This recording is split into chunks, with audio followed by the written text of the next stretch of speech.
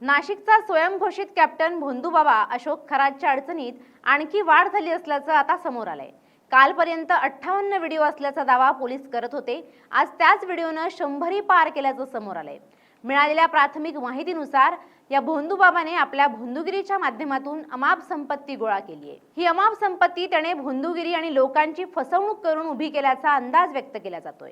पाहुयात या स्पेशल रिपोर्टमधून। नाशिक आणि सिन्नरच्या मिरगाव येथील घरांमध्ये झालेल्या झाडाझडतीमध्ये एक पिस्तूल, 3 जिवंत काडतुस, लाखोंची रोकड तसंच अनेक ठिकाणी जमिनी असल्याचं प्राथमिक तपासात समोर आलंय। या नेमलेल्या एसआयटी तपासात आता अनेक गोष्टी समोर येत आहेत।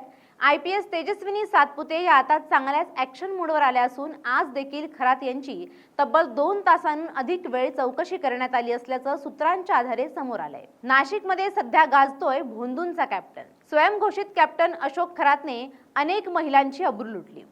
1-2 नाही तर तब्बल अशा अश्लील व्हिडिओंची आता 100ही पार झाली आहे। भोंदू खरातच्या पेनड्राईव्हमध्ये सापडले आहेत 100हून अधिक अश्लील व्हिडिओ। नाशिकच्या मिरगावमध्ये चालवायचा आश्रम, अनेक बड्या हस्ती निघाल्यात बाबांचे शिष्य। 24 नोव्हेंबर 2024 मध्ये एकनाथ शिंदेंनी या ठिकाणी पूजा केल्याचा अनिष्टच्या पदाधिकाऱ्यांचा आरोप आहे। पोलिसांनी या प्रकरणामध्ये थेट SIT चौकशी नेमली आहे।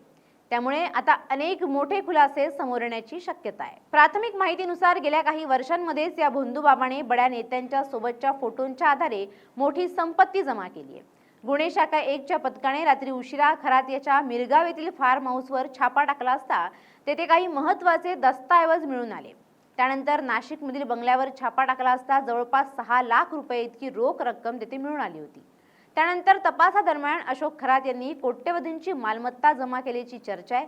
शहराच्या उच्चभू परिसरात असलेला बंगला, त्याचप्रमाणे कॅनडा कॉर्नर या ठिकाणी कार्यालय, पाथर्डी परिसरात सुमारे 30 एकर जमीन असल्याची प्राथमिक माहिती आता समोर येते। याशिवाय सिन्नर ओझर विमानतळ परिसर तसंच शिर्डी येथेही मोठ्या प्रमाणात जमीन, निमगाव शिर्डी येथे पत्नीच्या नावावर बार भूखंडासह फार्म हाऊस असल्याची माहिती आता तपासादरम्यान पुढे येते। एकूणच जवळपास 200 कोटी रुपयांची संपत्ती असल्याचा अंदाज व्यक्त केला जातोय। ज्योतिष आणि दिव्य शक्तीच्या नावाखाली लोकांची फसवणूक आणि अत्याचार करून ही संपत्ती गोळा केली असल्याची प्राथमिक माहिती समोर आली आहे। सध्या SIT कडून कॅप्टन अशोक खरातची चौकशी सुरू आहे। यात मोठमोठ्या बाबी समोर येत असल्याने राजकीय वर्तुळात खळबळ उडाली आहे।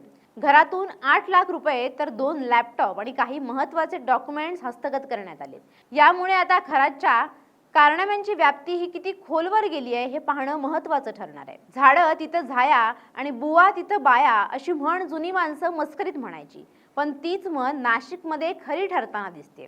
अर्थात त्याला अनेक चांगले लोक अपवाद आहेत, मात्र अशी भोंदूगिरी करून नंतर अशा प्रकरणांमध्ये जेलमध्ये जाणाऱ्यांची संख्या ही काही कमी नाही।